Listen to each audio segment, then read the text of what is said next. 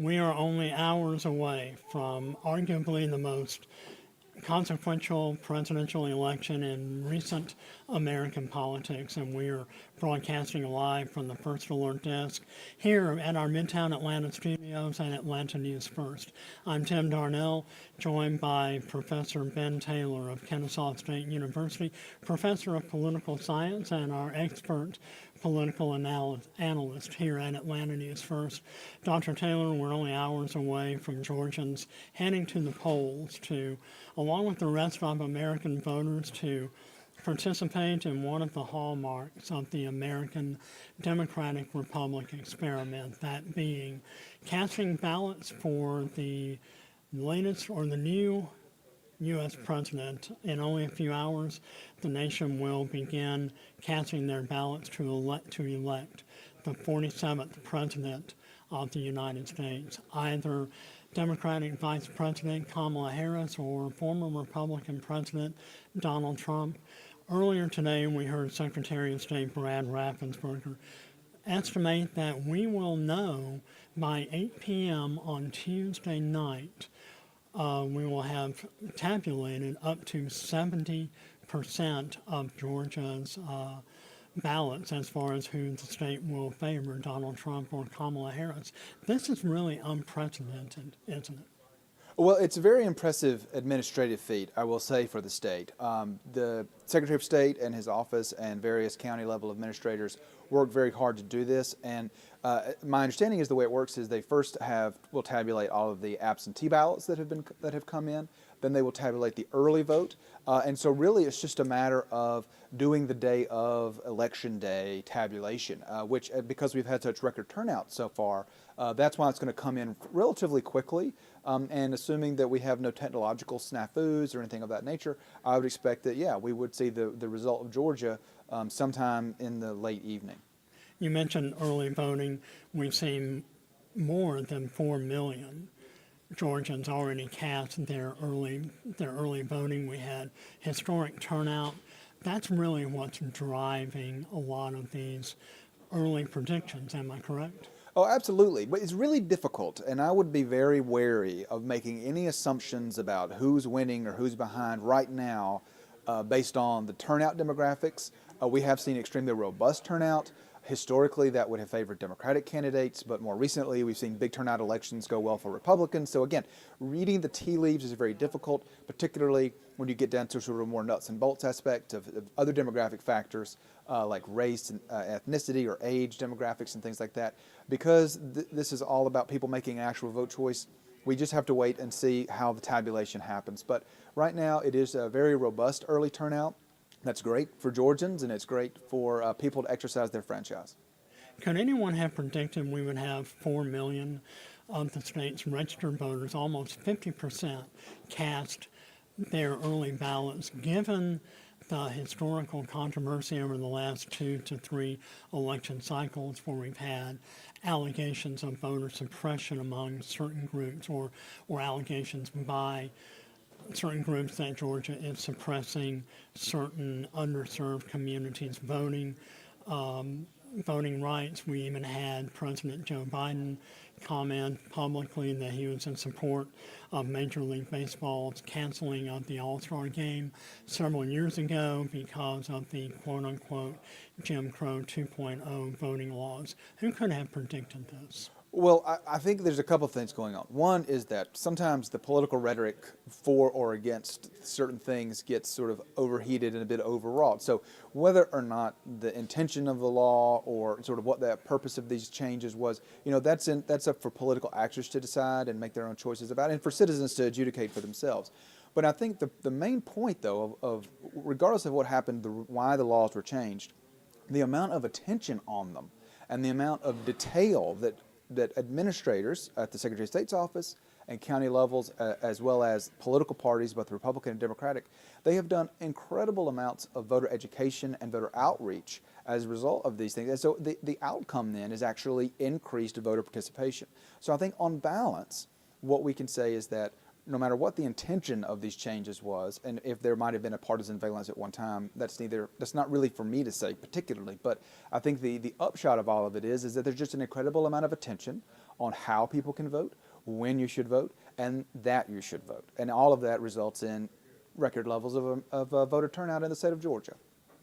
Do you agree with Secretary Raffensperger and other statewide Republican leaders that Georgia has become a leader or a model for early voting that other states may want to emulate?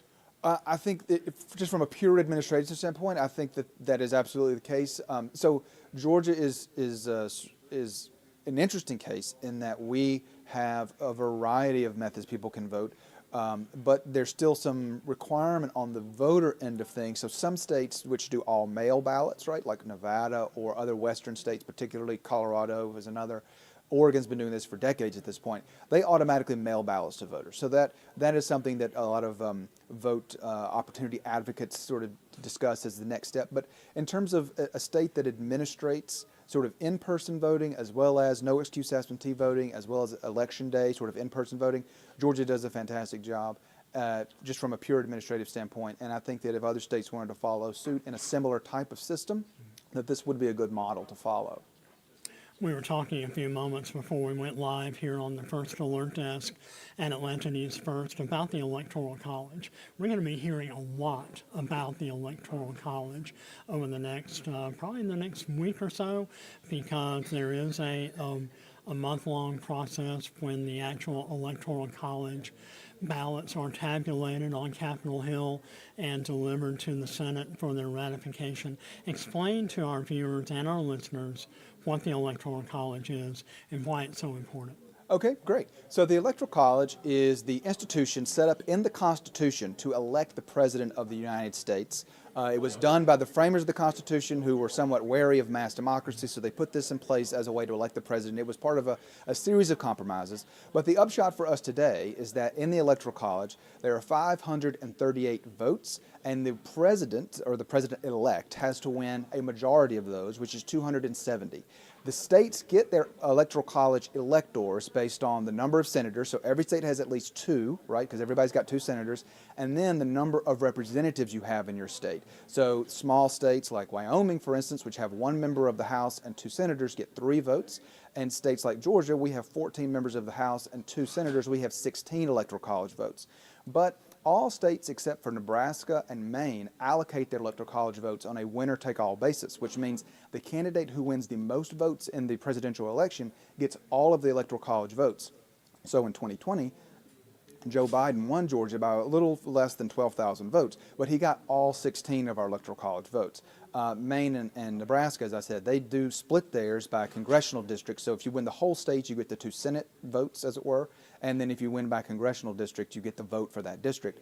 And in fact, we do expect President Trump to very likely win a Maine vote for that reason. And Vice President Harris is likely to win the Omaha, Nebraska congressional district for that very same reason. But in the end, the winner of the Electoral College has to have at least 270 votes. And then that is, again, so in Georgia, for instance, we'll vote on Election Day. They will take a week to 10 days to certify the election.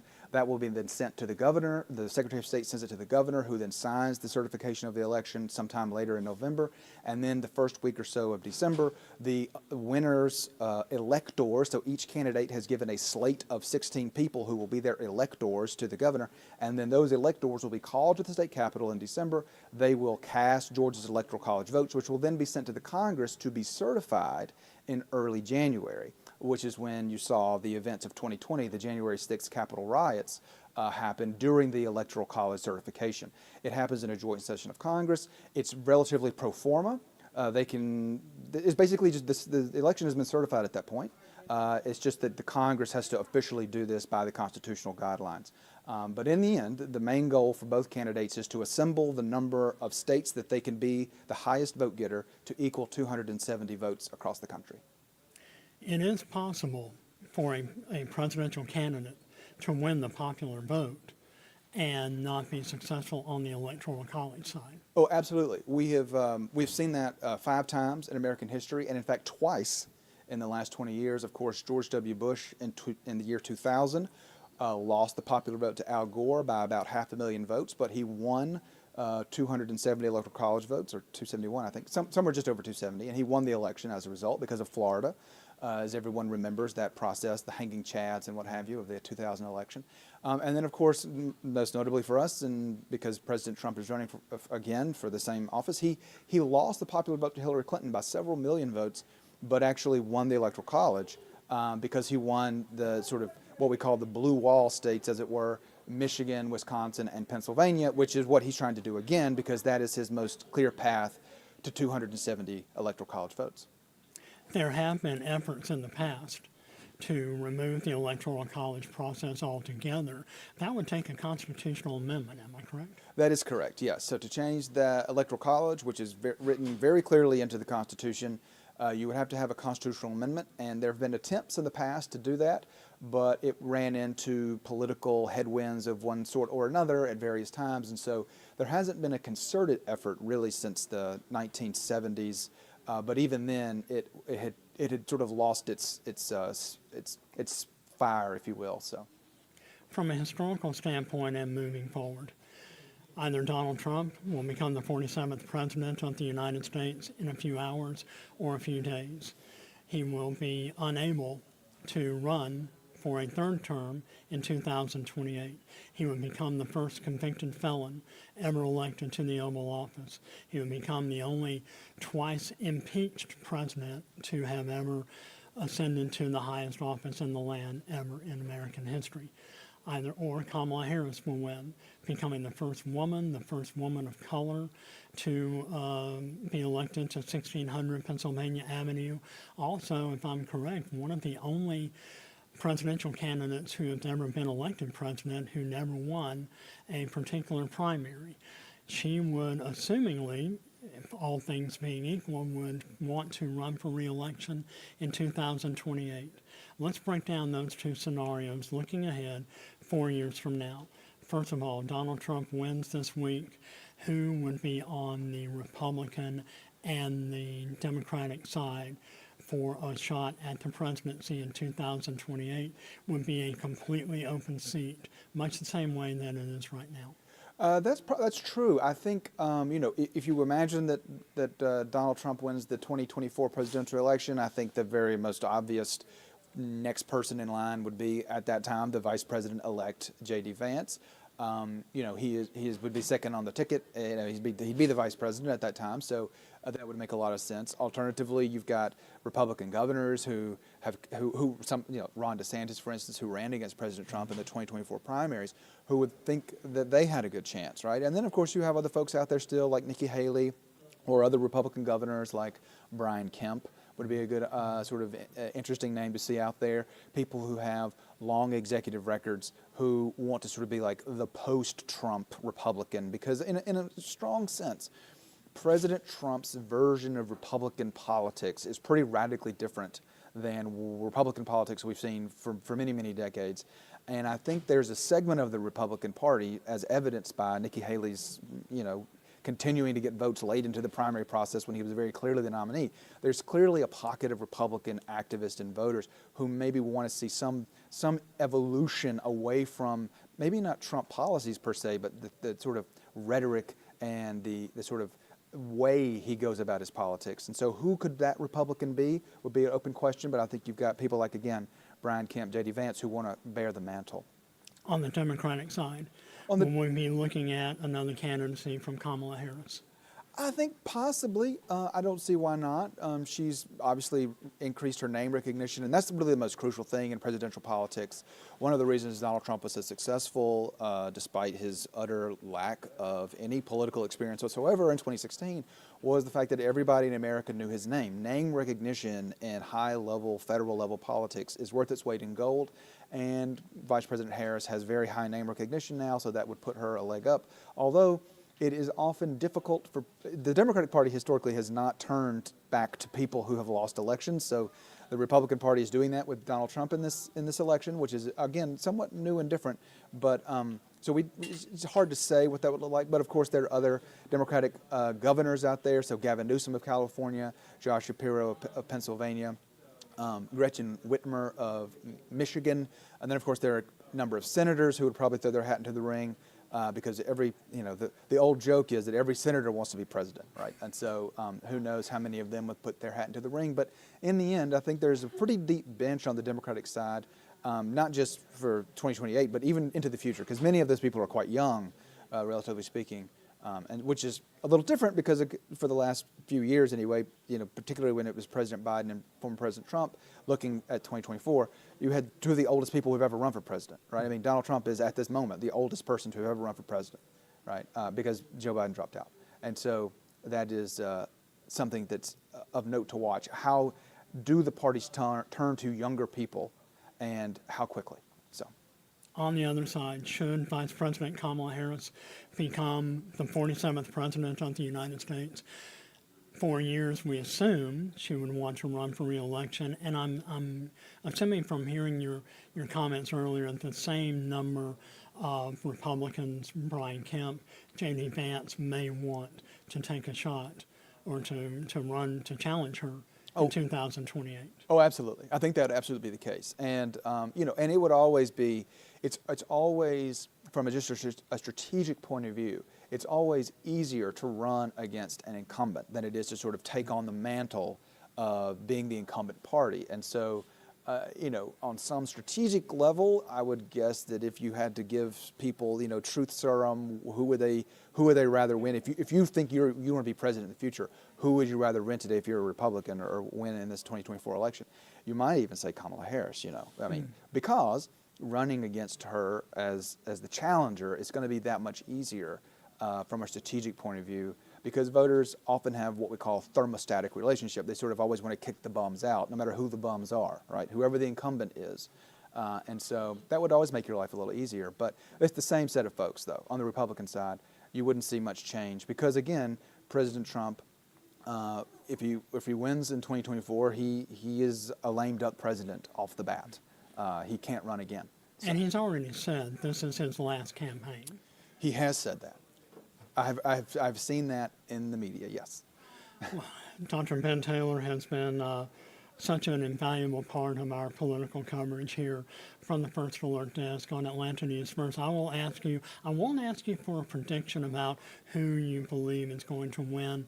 I will say offer some final thoughts for our viewers and our listeners, what to look forward to over the next 24 to 72 hours. Well, what I would say is that we have to be ready for a very long election night, because if polls are accurate, right, and their polls are at best fuzzy snapshots at a given point in time, but if they are accurate to the vote choice that they've sort of respondents have given us, then it's very likely we're going to see an extremely close election across several states.